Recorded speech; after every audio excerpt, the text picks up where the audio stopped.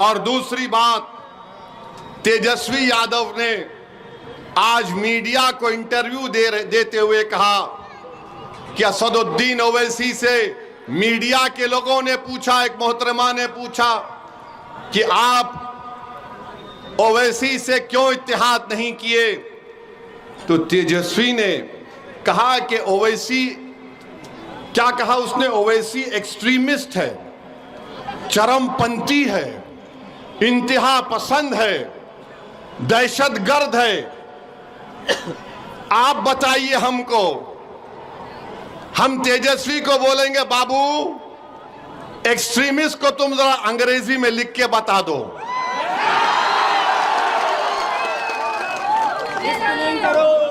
हमको एक्सट्रीमिस्ट बोलता है, नहीं सुन लिए, हमको एक्सट्रीमिस्ट क्यों बोलता है? इसलिए बोलता है कि मेरे चेहरे पे दाढ़ी है, सर पे टोपी है, मैं नमाजी हूं, मैं अल्लाह की इबादत करने वाला हूं, मैं किसी के आगे सर नहीं झुकाता सिवाय जमीन और आसमान के खालिक के, मैं किसी को मानता नहीं सिवाय अपने रब के, मेरी बीवी हिजाब करती है, मेरी बेटियां करती हैं, वो तमाम के तमाम कुरान की तिलावत करती हैं, मैं अपने मजहब पर फख्र से चलता हूं। तो ये बोलता है ये एक्सट्रीमिस्ट है। अगर ये एक्सट्रीमिस्ट है तो तेजस्वी सुन ले, कान को साफ करके सुन ले, मैं और मेरी औलाद सुबह क़यामत तक रहेगी तो हमेशा हम अल्लाह की इबादत करते थे, करते रहेंगे। हम कुरान को अल्लाह का कलाम मानते थे, मानते रहेंगे। हम रसूल अल्लाह सल्लल्लाहु अलैहि वसल्लम पर, उनकी अजमत पर अपना सब कुछ कुर्बान करते आए और करते रहेंगे। अगर रसूल अल्लाह सल्लल्लाहु अलैहि वसल्लम का उम्मती होना एक्सट्रीमिस्ट है तो सुन तेजस्वी, मुझे फख्र है कि मैं आका का उम्मती हूं, मुझे फख्र है। और बोलता है एक्सट्रीमिस्ट है। तो बताओ, ये तमाम कोचादामन सीमांचल के लोग जो लुंगी और सर पे टोपी पहनकर, ये गले में डालकर खेतों में काम करते हैं और नमाज का वक्त होता तो हमारी बहनें, हमारी माएं सब अल्लाह के आगे सर्वसजूद हो जाती हैं, क्या ये तमाम चरमपंथी हैं तेजस्वी? तुमने किसको बोला चरमपंथी? बताओ मेरे अजीज दोस्तों और बुजुर्गों, तेजस्वी की नजर में चरमपंथी वो नहीं है। शेरघाटी विधानसभा से इसने टिकट दिया, एक दुर्गा वाहिनी आरएसएस की तंजीम के एक मोहतरमा को टिकट दिया, वो एक्सट्रीमिज्म नहीं है। राबड़ी देवी से इन्होंने अवार्ड दिलवाया एक शख्स को जिसका नाम कामेश्वर यादव है। कामेश्वर यादव वो है नौजवानों, आज से 35 साल पहले भागलपुर में फसाद हुआ था, जहां पर तुम्हारे बुजुर्गों को काट कर खेतों में डाल दिया गया था और उनकी लाशों को दफनाया भी नहीं गया था, तो उनकी लाशों के ऊपर फूल गोभी उग गई थी।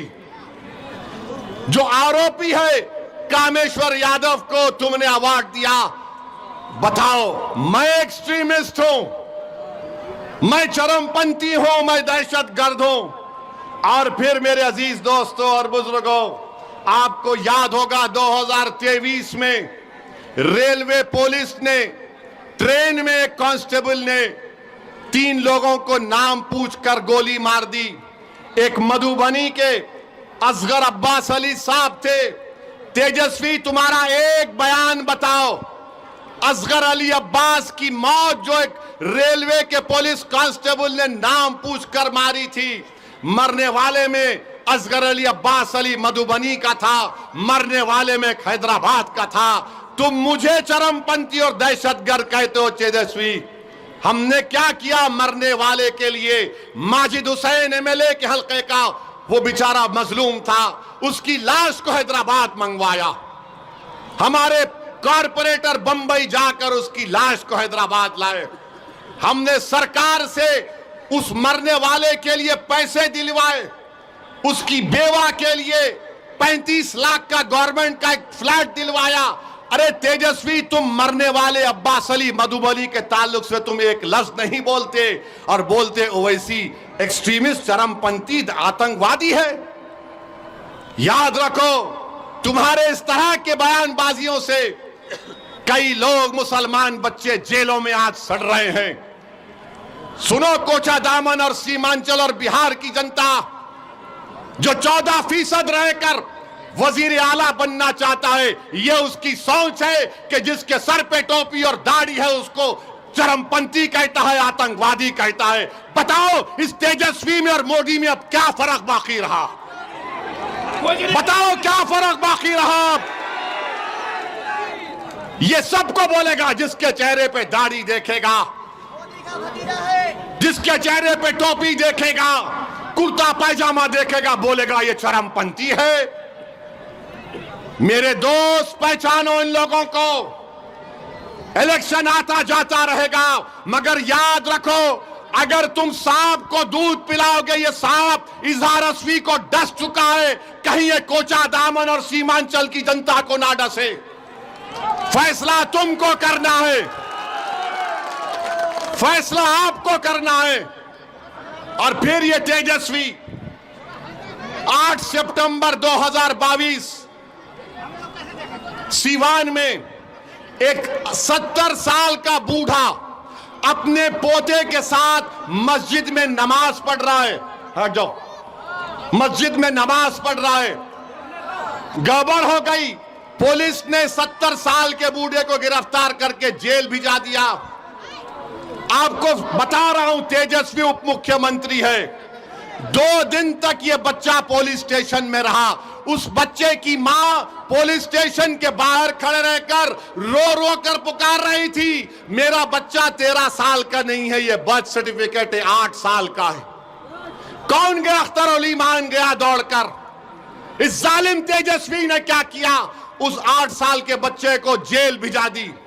कानून ये बोलता है जो 15-16 साल के होते हैं उनको अलग जेल होती है। आप सोचो थोड़ी देर के लिए, अगर आपका बेटा होता 8 साल का होता तो 2 दिन अपनी मां बाप के बगैर पुलिस स्टेशन में था, 4 दिन जेल में था बड़े बड़े कातिलों के साथ। मैं जब सोचता हूं मेरे रोंगटे खड़े हो जाते। तुम उप मुख्यमंत्री थे, 7 दिन के बाद वो बच्चे को बेल हुई और लोग बोलते हैं ओवैसी क्या करेगा? अरे ओवैसी कुछ नहीं करा, मगर कम से कम एक कुत्ते की तरह पुकार रहा था, मेरा बेटा है, छोड़ो छोड़ो छोड़ो। तुम तो कुर्सी पर बैठे थे, तुमसे उठा भी नहीं हो सका। क्या फायदा इन लोगों को इख्तिदार की कुर्सियों पर बिठाने का, जब एक 8 साल का बच्चा 7 दिन के लिए अपनी मां से महरूम हो गया और तेजस्वी एक लफ्ज नहीं बोल सके। आज तेजस्वी कहता है ओवैसी एक्सट्रीमिस्ट है, चरमपंथी है। तेजस्वी सुनो, तुम कभी बाबा साहेब अंबेडकर का संविधान पढ़ ही नहीं सकते, मुझे मालूम। कुछ भी होगा, उस बाबा साहब के अंबेडकर के संविधान पर, अल्लाह के नाम पर मैंने 2 मर्तबा बहैसियत विधायक उस वक्त के आंध्र प्रदेश में 2 मर्तबा हल्फ लिया, मुझे चारमीनार से मुंतखब किया। 5 मर्तबा मुझको हैदराबाद की आवाम ने विधायक मुंतखब किया। मैं बाबा साहब के संविधान पर हाथ रखकर अल्लाह के नाम पर हल्फ किया। याद रखो तेजस्वी, तुम मुझे चरमपंथी आतंकवादी कहकर तुमने कोचा दामन और सीमांचल की जनता की तौहीन की है। तुमने हैदराबाद, तेलंगाना, महाराष्ट्र, उत्तर प्रदेश की जनता की तौहीन की है। तुम्हारी यह ज़हनियत है कि जो तुम्हारे सामने नहीं झुकता, जो तुम्हारे सामने नहीं बिकता, जो तुम्हारे बाप से नहीं डरता, तुम उसको चरमपंथी कहते हो। मेरे अजीज दोस्तों और बुजुर्गों, ये सोच उस शख्स की है जो बिहार का मुख्यमंत्री बनना चाहता है। क्यों मुख्यमंत्री बनना चाहता है? 15 साल परिवार को मिले। अब हमने क्या कहा, मजलिस ने क्या कहा, जब 3.5% के मल्ला बरादरी वाले उप मुख्यमंत्री बनने का ऐलान करते हैं तो फिर 17% मुसलमान अल्पसंख्यक समाज के क्या करेंगे? मैंने कहा कि अब हमको उप मुख्यमंत्री नहीं चाहिए, अब हमको मुख्यमंत्री का पोस्ट चाहिए। मुख्यमंत्री बनेगा सीमांचल का बेटा इंशाअल्लाह। तुम लिख के रख लो तेजस्वी, मैं हैदराबाद से जरूर आया हूं और आता रहूंगा। सीमांचल का बेटा उप मुख्यमंत्री बनेगा। तुम नहीं बनोगे, ना बनने देंगे इंशाअल्लाह ताला। तुम में इतनी नफरत है, एक चेहरे पे दाढ़ी, सर पे टोपी तो एक्सट्रीमिस्ट। कभी तुमने पढ़ा एक्सट्रीमिस्ट किसको बोलते हैं? कभी तुमने देखा एक्सट्रीमिस्ट किसको बोलते हैं? अरे सुन तेजस्वी, जब भारत को जरूरत पड़ी पाकिस्तान के आतंकवाद के उस बुज़दिलाना हमले पहलगाम के बाद, तो जब मैंने भारत के पक्ष में बोलना शुरू किया तो पाकिस्तान के जालिम लोग बोल रहे थे कि भारत में एक ओवैसी है जो चरमपंथी है। तो मालूम हुआ पाकिस्तान के लोगों की जबान अब तेजस्वी बोल रहा है। समझा आपने? पाकिस्तान में जो दहशतगर्द बैठे हैं, जिन्होंने हमारे 26 भारत के नागरिक को मारा क्योंकि वो हिंदू थे, जब ओवैसी खड़ा हुआ भारत के सालिमियत के नाम पर, तो पाकिस्तान के तमाम लोग बोल रहे ये शेरवानी, सर पे टोपी, चेहरे पे दाढ़ी, ये एक्सट्रीमिस्ट है, ये चरमपंथी है, आतंकवादी है। तो लगता है तेजस्वी तुम पाकिस्तान से ये लफ्ज उठाए हो। इतनी मोहब्बत तुमको पाकिस्तान से हो गई तेजस्वी। मुझे पाकिस्तान से कभी ना मोहब्बत थी ना रहेगी। मेरी रगों में उन लोगों का खून है जिन्होंने पाकिस्तान को जाने वालों का बायकॉट किया। मेरी रगों में उन लोगों का खून है जिन्होंने अंग्रेजों को मार के भगाया था। हमको भारत के नागरिक होने का फख्र है, मगर ये शख्स चरमपंथी कहता है, वो पाकिस्तान के आतंकवादी भी मुझे एक्सट्रीमिस्ट और आतंकवादी कहते। तो लगता है तेजस्वी को तालीम पाकिस्तान के आतंकवादी दे रहे हैं, पाकिस्तान के आतंकवादी दे रहे हैं। बोलो बाबू बोलो, याद रखो तेजस्वी, असदुद्दीन ओवैसी को तुमने पहचाना नहीं, तुम जानते नहीं असदुद्दीन ओवैसी को। मैं बागों में चलकर, चमन में चलकर यहां तक नहीं पहुंचा सीमांचल को। मैं 4 मरतबा जेल को गया हूं। एक दिन, एक वक्त 45 दिन अकेले जेल में था, जेल की कोठरी में था। चंद्राबाबू नायडू समझ रहा था कि ओवैसी को अकेले जेल की कोठरी में रखने से ये टूट जाएगा। मैं टूटा नहीं, मेरे अल्लाह का करम था।